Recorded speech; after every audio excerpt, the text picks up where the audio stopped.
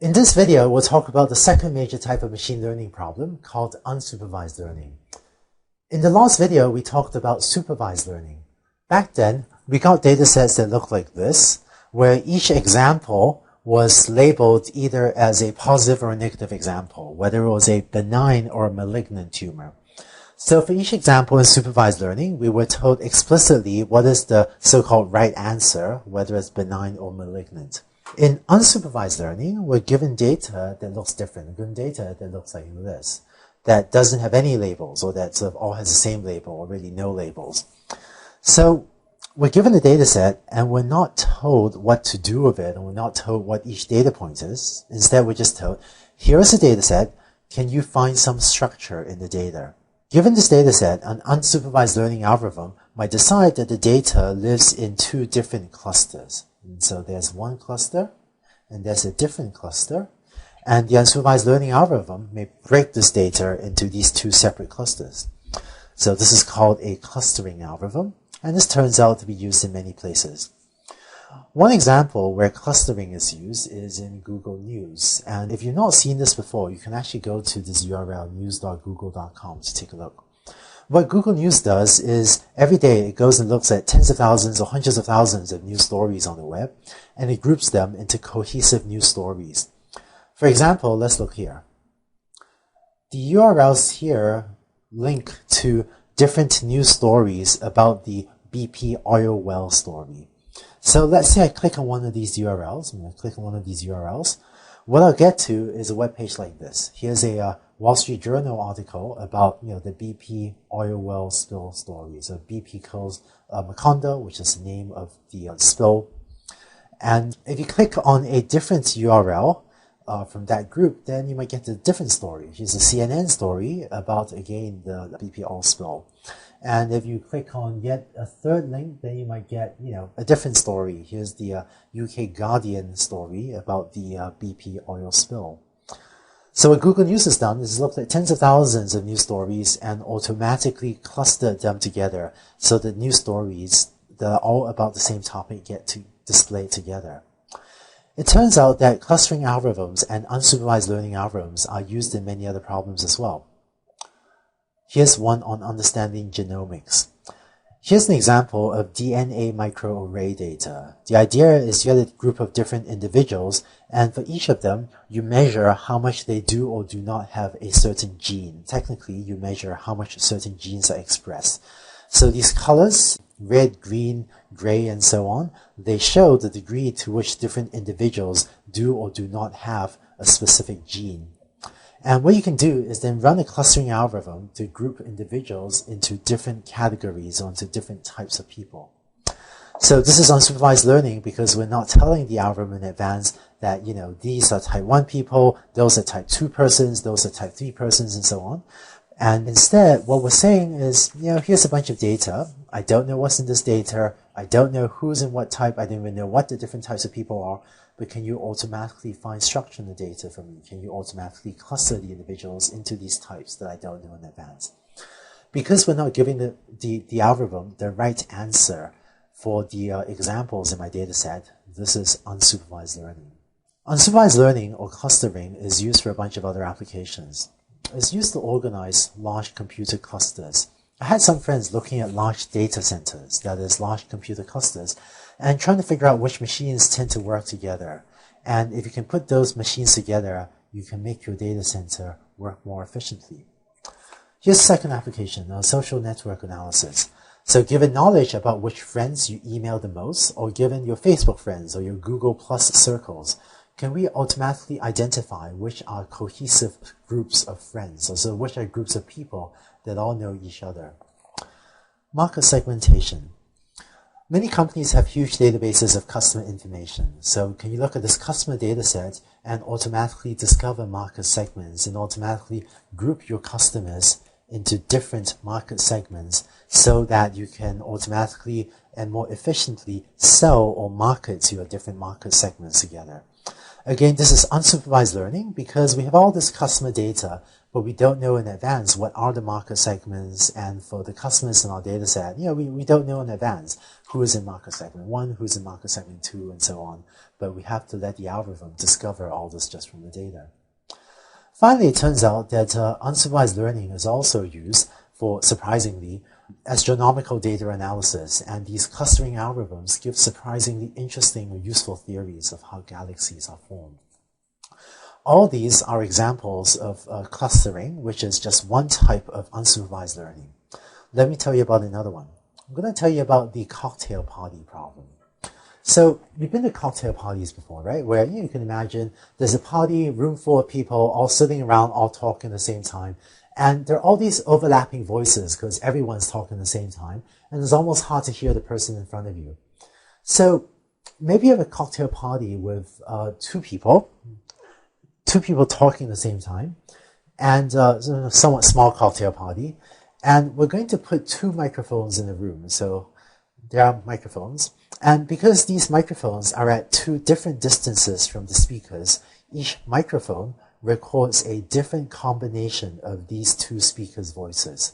Maybe speaker 1 is a little louder in microphone 1, and maybe speaker 2 is a little bit louder in microphone 2 because the two microphones are at different positions relative to the two speakers.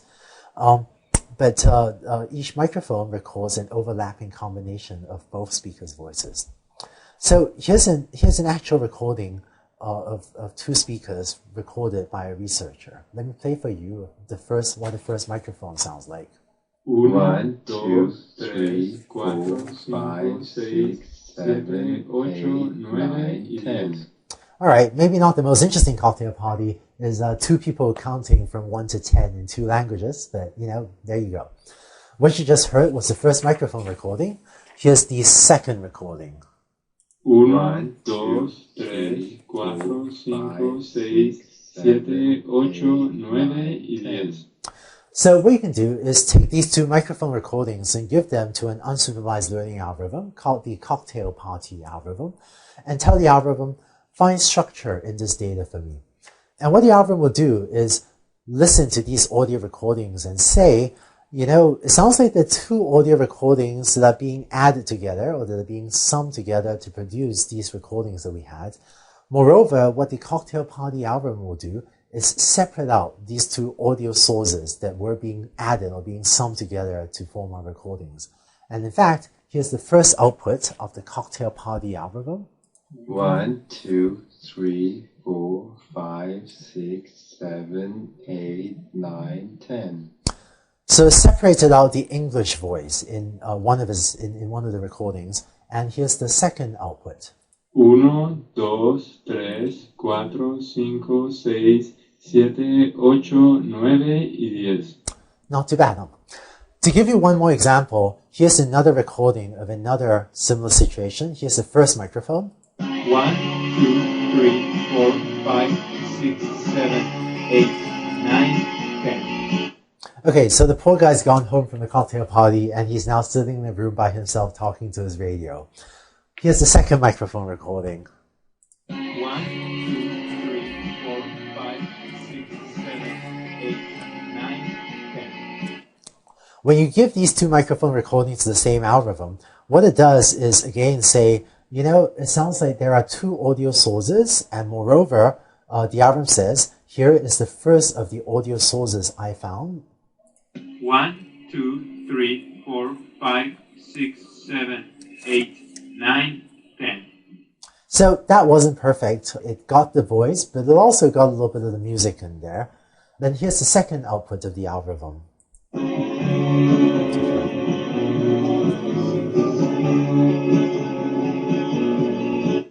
Not too bad. In that second output, it managed to get rid of the voice entirely and just, cleaned up the music and got rid of the counting from 1 to 10.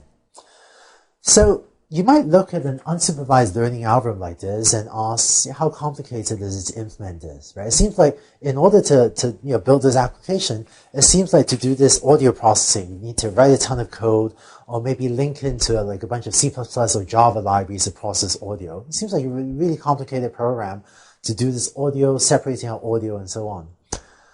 It turns out the algorithm to do what you just heard, that can be done with one line of code, shown right here.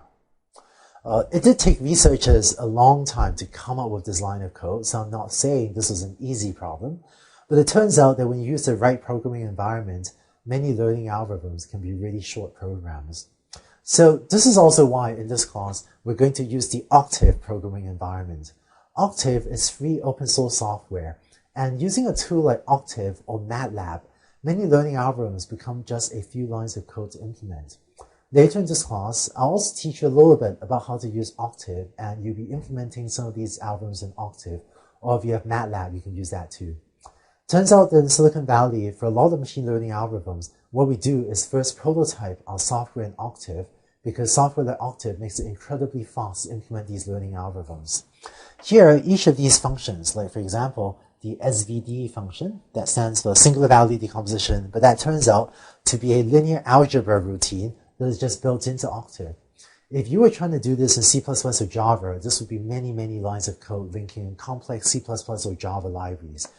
So you can implement this stuff in C++ or Java or Python, but it's just much more complicated to do so in those languages. What I've seen after having taught machine learning for about a decade now is that you learn much faster if you use Octave as your programming environment. And if you use Octave as your learning tool and as your prototyping tool, it will let you learn and prototype learning algorithms much more quickly. And in fact, what many people will do in the large Silicon Valley companies is in fact use an algorithm like Octave to first prototype the learning algorithm, and only after you've gotten it to work, then you migrate it to C++ or Java or whatever. It turns out that by doing things this way, you can often get your algorithm to work much faster than if you were starting out in C++. So I know that as an instructor, I get to say, trust me on this one, only a finite number of times. But for those of you who have never used these sort of Octave-type programming environments before, I'm going to ask you to trust me on this one and say that you will, I think your time, or your developer time, is one of the most valuable resources. And having seen lots of people do this, I think you as a machine learning researcher or machine learning developer will be much more productive if you learn this stuff and prototype this stuff in Octave than in some other language. Finally, to wrap up this video, I have one quick review question for you. We talked about unsupervised learning, which is a learning setting where you give the algorithm a ton of data and just ask it to find structure in the data for us. Of the following 4 examples, which of these 4 do you think would be an unsupervised learning algorithm as opposed to a supervised learning problem? For each of the 4 checkboxes on the left, check the ones for which you think unsupervised learning algorithm would be appropriate, and then click the button on the lower right to check your answer. So when the video pauses, please answer the question on the slide. So hopefully you remembered the spam filter problem. If you have labeled data, of spam and non-spam email, we treat this as a supervised learning problem. The news story example, that's exactly the Google News example that we saw in this video. We saw how you can use a clustering algorithm to cluster news articles together. So that's unsupervised learning. The market segmentation example I talked about a little bit earlier. You can do that as an unsupervised learning problem because I'm just going to give my algorithm data and ask it to discover market segments automatically.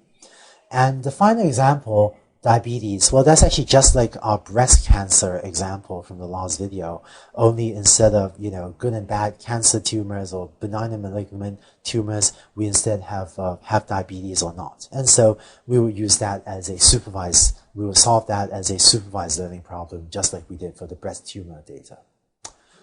So that's it for unsupervised learning.